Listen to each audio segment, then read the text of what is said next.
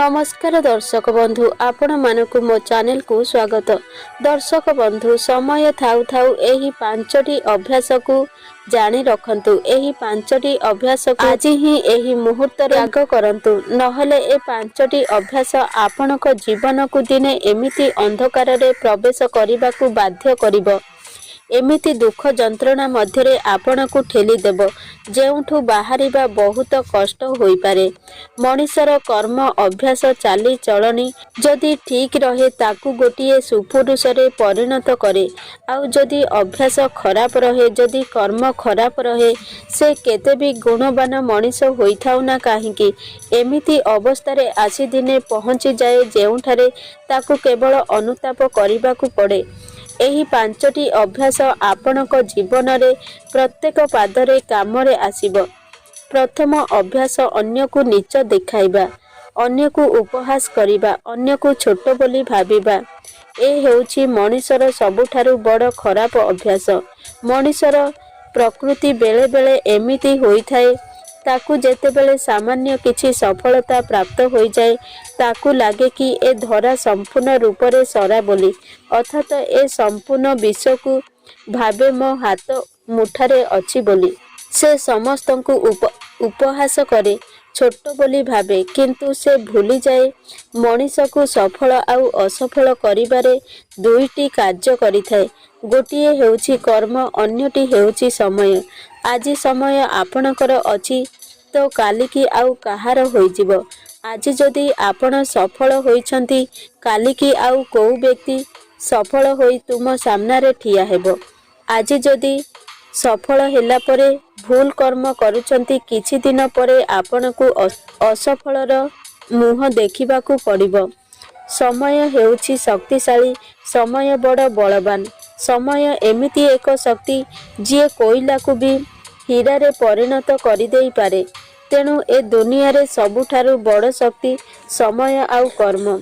आपण कौनसी भी उच्च स्थान रे थांतु, किंतु कर्म आउ समय को उचित व्यवहार करंतु।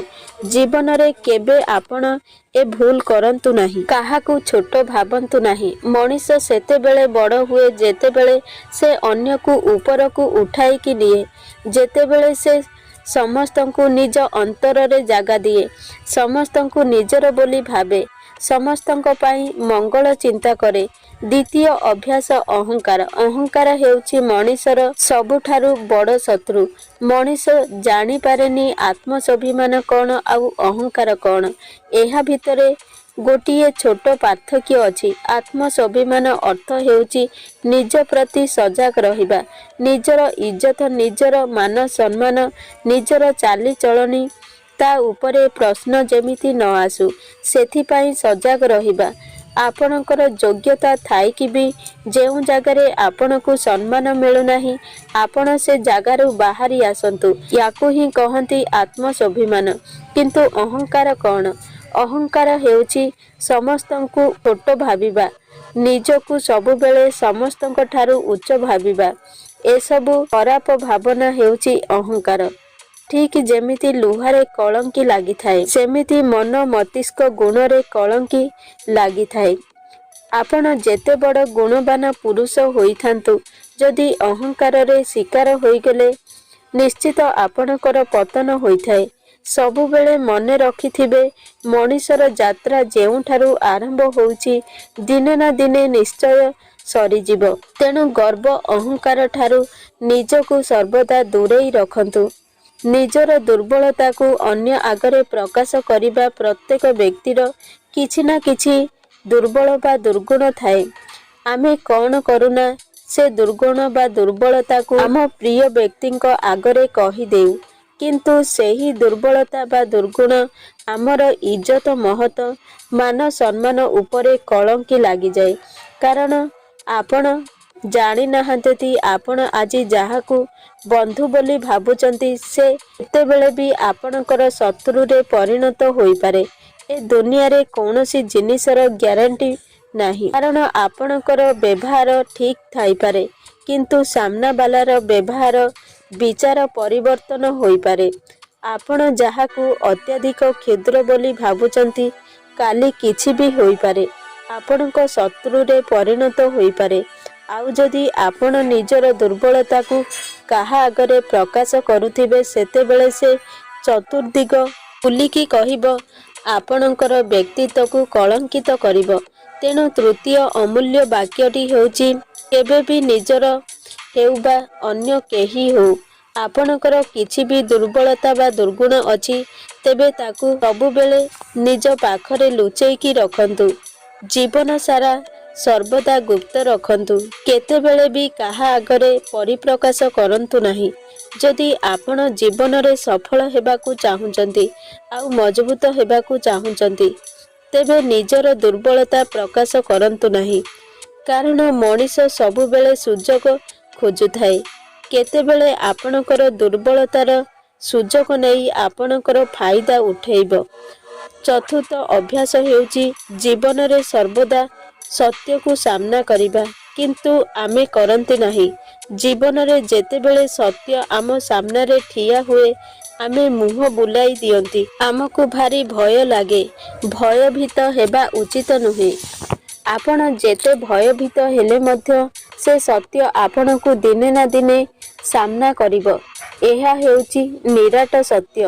ମଣିଷ ଜୀବନର ସବୁଠାରୁ ବଡ଼ ସତ୍ୟ କ'ଣ ଜାଣନ୍ତି? ତାହା ହେଉଛି ମୃତ୍ୟୁ ବା ଆରପାରିକୁ ଯିବା। ତାକୁ କିନ୍ତୁ କୌଣସି ବ୍ୟକ୍ତି କେବେ ଭାବେ ନାହିଁ। ଆରମ୍ଭ ଅଛି ମାନେ ଶେଷ ତ ନିଶ୍ଚୟ ଅଛି, ଏ କଥା କେବେ ଭାବେ ନାହିଁ। ଯଦି କୌଣସି ଗୋଟେ ବ୍ୟକ୍ତି ଏକଥା ଥରେ ଭାବି ପାରନ୍ତା, ତା ଜୀବନରେ 90% କୁକର୍ମକୁ ଅଭ୍ୟାସ ସେହି ମୁହୂର୍ତ୍ତରେ ସେହି ସମୟରେ ହିଁ ସମାପ୍ତ ହୋଇଯାଆନ୍ତା। ସେ ସବୁବେଳେ କୌଣସି ଗୋଟେ ଖରାପ କର୍ମ କରିବା ପୂର୍ବରୁ 100 ଥର ଭାବନ୍ତା ଆଉ ସବୁବେଳେ ସୁକର୍ମ କରିବାକୁ ଲାଳାୟତ ହୁଅନ୍ତା। ସବୁବେଳେ ସୁକର୍ମ କରିବାକୁ ପଶ୍ଚାତାପ ହୁଅନ୍ତା। ସମୁଦ୍ର ପାଣି ଉପରେ ସୂର୍ଯ୍ୟ କିରଣ ପଡ଼ୁଛି। ଜଳ ଉତ୍ତାପ୍ତ ହେଉଛି। ଜଳ ଉତ୍ତାପ୍ତ ହୋଇ ବାୟୁମଣ୍ଡଳକୁ ଚାଲି ଯାଉଛି। ବାଦଲର ରୂପ ଗ୍ରହଣ କରୁଛି। ବାଦଲ ଧୀରେ ଧୀରେ ଯାତ୍ରା କରୁଛି। ପୁଣି ପାହାଡ଼ରେ ଆଘାତପ୍ରାପ୍ତ ହେଉଛି। ଆଘାତପ୍ରାପ୍ତ ହୋଇକି ଜଳ ହେଉଛି। ସେ ଜଳ ପୁଣି ନଦୀ ଆଉ ସମୁଦ୍ର ମଧ୍ୟକୁ ଚାଲି ଯାଉଛି। ମଣିଷର ଜୀବନ ଠିକ୍ ସେମିତି ଆରମ୍ଭ ଅଛି। ଜୀବନଯାତ୍ରା କରିବା ପାଇଁ ପଡ଼ିବ। ଆଉ ଏହା ସତ୍ୟ ଯେ ଆମକୁ ଦିନେ ମୃତ୍ୟୁ ରୂପକ ପର୍ବତ ସହିତ ମିଶିବାକୁ ପଡ଼ିବ।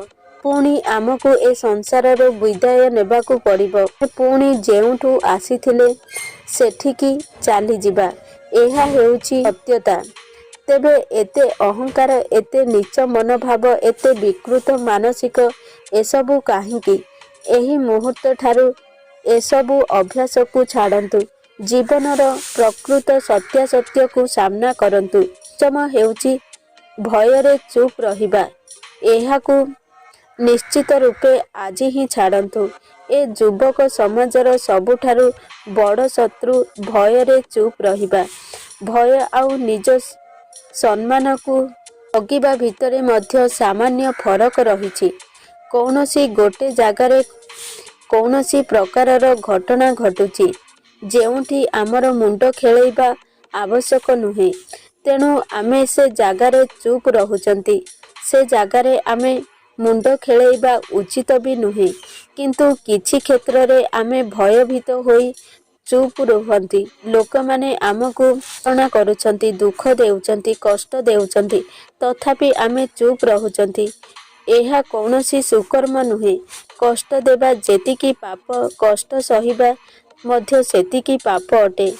ଆମେ ଭୟଭୀତ ହୋଇ ଚୁପ୍ ରହିଲେ ସାମ୍ନା ଲୋକ ଭାବିଥାନ୍ତି ଏ ଦୁର୍ବଳ ବୋଲି। ଆଉ ସେ ଭୟ ଆମ ପାଇଁ ଦିନେ ସମସ୍ୟା ତିଆରି କରେ। ତେଣୁ କେବେ ବି ଡର ଭୟର ଶିକାର ହୁଅ ନାହିଁ।